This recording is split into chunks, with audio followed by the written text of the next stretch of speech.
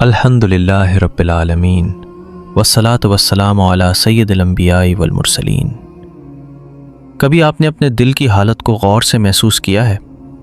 وہ دل جو ہر وقت بے چین رہتا ہے، کبھی دنیا کے پیچھے بھاگتا ہے، کبھی لوگوں کے رویوں میں الجھ جاتا ہے، مگر پھر ایک لمحہ آتا ہے جب آپ اللہ کا نام لیتے ہیں اور اچانک دل کے اندر کچھ بدل جاتا ہے۔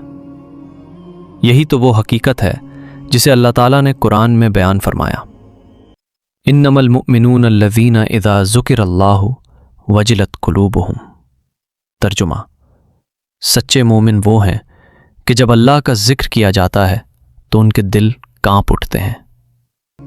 سوچیں، یہ کیسا تعلق ہے کہ نام لیا جائے اللہ کا اور دل نرم ہو جائے، آنکھیں نم ہو جائیں، روح کو سکون مل جائے۔ آج ہم سکون کہاں ڈھونڈتے ہیں؟ لوگوں میں، پیسوں میں، رشتوں میں۔ لیکن حقیقت یہ ہے کہ سکون صرف ایک جگہ ہے، اور وہ ہے اللہ کا ذکر۔ یاد رکھیں، دل کو سکون دنیا نہیں دیتی، دل کو سکون خالق کے دنیا دیتا ہے۔ جب آپ تنہا ہوں، جب دل ٹوٹا ہو، جب کوئی سمجھنے والا نہ ہو، بس آہستہ سے کہتے ہیں، یا اللہ میری مدد فرما۔